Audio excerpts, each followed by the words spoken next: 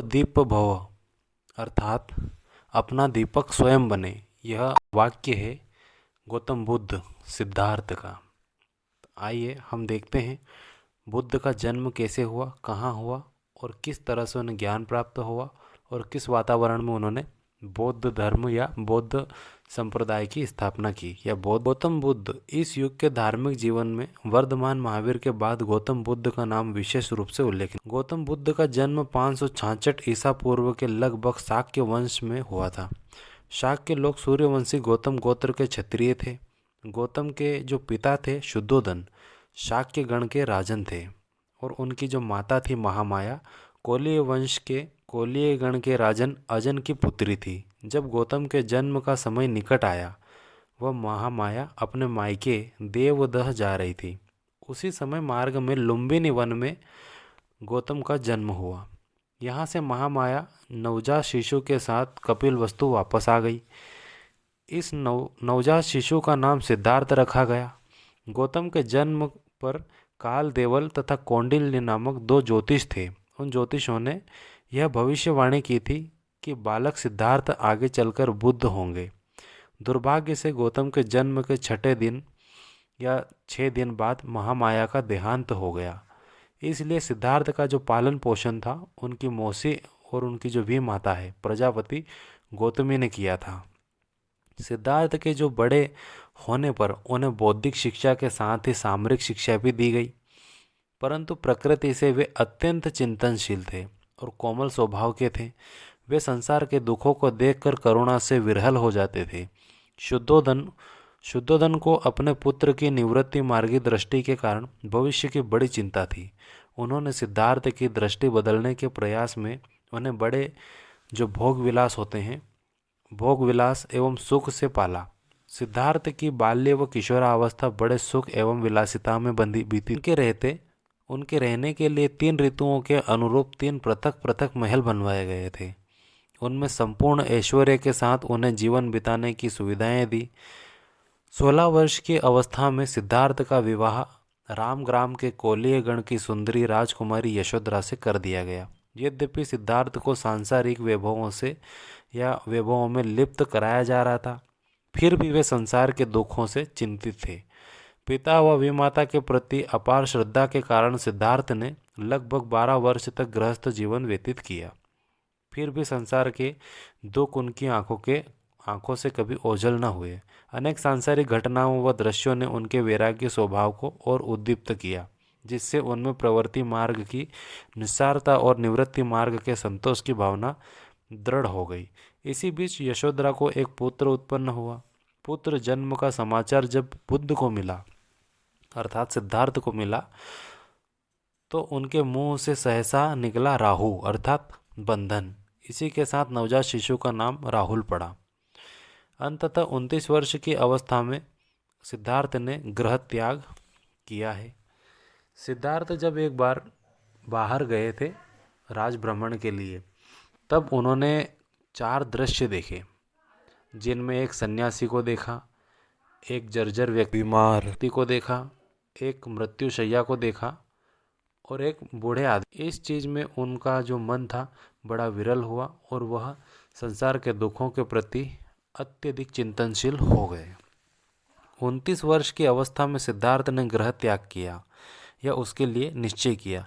एक रात को उन्होंने यशोधरा व राहुल और नर्तकियों तथा दास दासियों को अपने राजप्रसाद में सोता हुआ छोड़कर अपने घोड़े कंथक व सारथी छंदक के साथ वन को प्रस्थान किया। गौतम के जीवन की यह घटना महाभिनिष्क्रमण कहलाती है। गृह त्याग कर गौतम ने रातों रात अनुमा नदी को पार किया। तदुपरांत गौतम शाक्य कोलीय और मल्लो आदि के राज्यों को पार कर अनुपीय नामक स्थान पर पहुँचे। यहाँ उन्होंने अपना समस्त आवरण उतार कर छंदक को दे दिया और स्वयं तापस वेश धारण कर ज्ञान की खोज में चले गए। ज्ञान की खोज में गौतम राजगृह आए, जहाँ उन्होंने सर्वप्रथम आलार कलाम के शिष्यत्व में ज्ञान प्राप्ति का प्रयत्न किया। बाद में उबकर उनका साथ छोड़ दिया। ज्ञान की खोज में ही गौतम उरुवेला की सुरम्य वनस्थली में पहुँचे, जहाँ उन्हें कौंडिन्य आदि 5 साधक मिले। अब ज्ञान प्राप्ति के निमित्त गौतम ने उक्त 5 साथियों के साथ कठिन तपस्या प्रारंभ की। वे सोचते थे कि इस कठिन तपस्या से रक्त मांस के गल जाने पर बुद्धि शुद्ध हो जाएगी, तब विशुद्ध ज्ञान प्राप्त हो जाएगा। इस तपस्या से उनका शरीर सूख कर अस्थि पंजर मात्र रह गया, पर ज्ञान प्राप्त न हुआ। कहा जाता है कि एक बार कुछ नर्तकियां उधर से गुजर रही थी, जहां पर गौतम तपस्या कर रहे थे या तपस्या के लिए बैठे थे। गुजरती हुई नर्तकियां थी, वे गा रही थी कि अपनी वीणा के तार को ज़्यादा ढीला न करो, नहीं तो वह बजेगा नहीं, और उसे इतना भी नहीं खींचो कि वह टूट जाए। यह ध्वनि गौतम के कानों में गूंजी, जिससे उन्हें एक शिक्षा मिली। अब गौतम ने कठिन तपस्या का मार्ग त्याग दिया। ऐसी स्थिति में उनके साथियों ने उन्हें पथभ्रष्ट समझकर साथ छोड़ दिया। गौतम के 6 वर्ष की इसी प्रकार बीत गए। 35 वर्ष की अवस्था में एक दिन जब गौतम एक वट वृक्ष के नीचे ध्यान मग्न थे, तो उन्हें विशुद्ध ज्ञान बुद्धत्व प्राप्त हुआ। अब वे मोह निद्रा में जागृत हो उठे। गौतम के जीवन की यह घटना संबोधि कहलाती है। गया उनके बोधि प्राप्ति में संबंधित होने के कारण बोध गया तथा वट वृक्ष बोधि वृक्ष नाम में प्रख्यात हुआ। इन 6 वर्षों के दौरान उनकी जो साधना थी उसमें सहयोगी और खाना भोजन आदि की जो व्यवस्था थी वह सुजाता नामक एक महिला द्वारा की गई थी। ज्ञान प्राप्त होने के पश्चात एक दिन वे बोध गया में एक वृक्ष के नीचे बैठे थे। इसी समय उनके समक्ष तपस्वी तथा भल्लिक नामक 2 बंजारे आए। बुद्ध ने उन्हें उपदेश देकर उपासक बना लिया और संसार की विमुक्ति के लिए निश्चय किया। अब बुद्ध धर्म तथा ज्ञान के केंद्र काशी को चले गए और ऋषियों के क्षेत्र सारनाथ पहुँचे। यहाँ उन्होंने अपने सर्वप्रथम धर्मोपदेश द्वारा 5 ब्राह्मण साथियों कौंडिन्य आदि को धर्म में दीक्षित किया, जो पहले गया में उनका साथ छोड़ गए थे। बुद्ध के इन 5 शिष्यों की पंचवर्गीय कहा जाता है इन्हें। धर्मोपदेश में गौतम का यह प्रथम कार्य था। बुद्ध के जीवन की यह घटना धर्म चक्र प्रवर्तन कहलाती है। कौन सी घटना? पहली बार धर्म का उपदेश देना, धर्म चक्र प्रवर्तन अर्थात धर्म का पहिया या धर्म के चक्र का चलना कहलाती है। धर्म प्रचार के साथ ही बुद्ध का यह यश सर्वत्र फैलने लगा। काशी का नगर श्रेष्ठी यश बुद्ध का शिष्य हो गया और उसका परिवार उपासक बन गया। शीघ्र ही बुद्ध के अनुयायियों की संख्या 60 हो गई। अब बुद्ध ने धर्म प्रचार के लिए इनका एक संघ बनाया। यह विश्व का पहला प्रचारक बौद्ध संघ था। बुद्ध ने 60 अनुयायियों के संघ को धर्म प्रसार का उपदेश दिया। इस प्रकार बुद्ध एवं उनके शिष्यों द्वारा धर्म का प्रचार प्रारंभ हुआ। बुद्ध यहाँ से उरुवेला पहुँचे और जहाँ 30 वृद्धवर्गीय युवकों को अपना शिष्य बनाया। तदुपरांत प्रायः 1000 जटिलक संप्रदाय वाले अपने गुरुओं के साथ बुद्ध के अनुयायी हो गए। इसके बाद बुद्ध राजगृह आए, जहाँ बिंबिसार ने उनका स्वागत किया। इस प्रकार बुद्ध का धर्म प्रचार चलता रहा। इसी क्रम में विभिन्न राज्यों का भ्रमण करते हुए बुद्ध कपिलवस्तु आए। यहाँ भी उन्होंने धर्मोपदेश दिया। इसी समय उनके सौतेले भ्राता नंद व पुत्र राहुल ने भी प्रव्रज्या ग्रहण किया। कपिलवस्तु से राजगृह लौटते समय बुद्ध ने अनुपीय नामक स्थान पर शाक्य राजा बद्रिक तथा उसके सहगामी अनिरुद्ध, आनंद, उपाली तथा देवदत्त को भी धर्म में दीक्षित किया। वर्षा ऋतु छोड़कर वर्ष के शेष काल में बुद्ध तथा बौद्ध भिक्षु लगातार पर्यटन कर धर्म प्रचार करते थे। बुद्ध वर्षा काल में प्रायः बेलुवन और जेतवन में रुकते थे। बेलुवन विहार का निर्माण बिंबिसार ने बौद्ध भिक्षुओं के लिए कराया था और जेतवन को सुदात अनाथ पिंडिक नामक एक श्रेष्ठी ने जेत कुमार से भारी मूल्य पर खरीद कर गौतम बुद्ध को श्रद्धा भक्ति से भेंट किया था। एक समय बुद्ध वैशाली के कुटागार शाला में रुके हुए थे। उन्हें पिता के देहावसान का समाचार मिला। इसी समय रोहित नदी के संदर्भ में शाक्यों व कोलियों के बीच में विवाद चल रहा था। ऐसी स्थिति में बुद्ध पुनः कपिलवस्तु पधारे।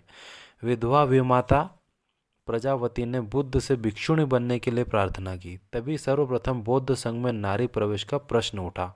बुद्ध मानव स्वभाव मानव स्वभाव की दुर्बलता को देखते हुए संघ में नारी प्रवेश के प्रतिकूल थे। अतएव उन्होंने गौतमी से कहा था, नहीं गौतमी, तुझे न रुचे कि स्त्रियां भी तथागत के दिखाए धर्म विनय में घर से बाहर हो प्रवर्ज्या पावे।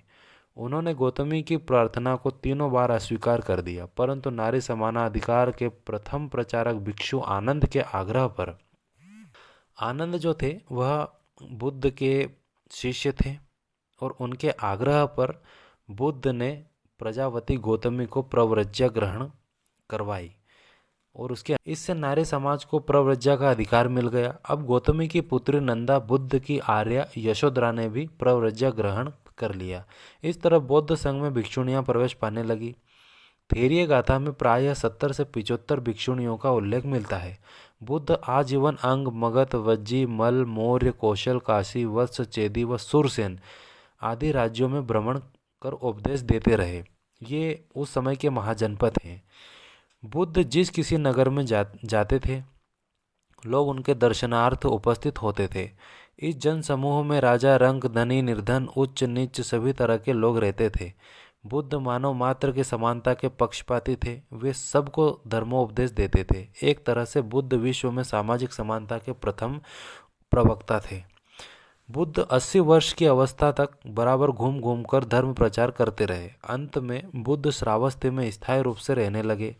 आनंद अब तक बुद्ध के व्यक्तिगत सहायक हो चुके थे और सदैव शांत रहा करते थे। बुढ़ापे के समस्त लक्षण अब बुद्ध के शरीर में दिखाई देने लगे थे। अपनी अवस्था को देखकर बुद्ध ने एक दिन आनंद से कहा था, आनंद, मैं जीर्ण, बुद्ध अध्वगत वयः प्राप्त हूँ।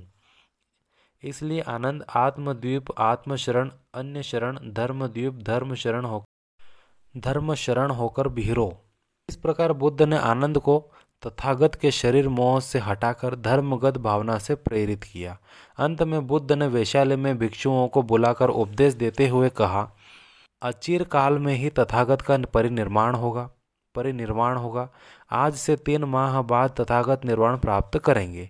यहाँ से बुद्ध विचरते हुए पावा आए, जहाँ उन्होंने चंद कमारी पुंत के घर भोजन ग्रहण किया। तदुपरांत उन्हें अतिसार हो गया। अतिसार एक बीमारी हो गई।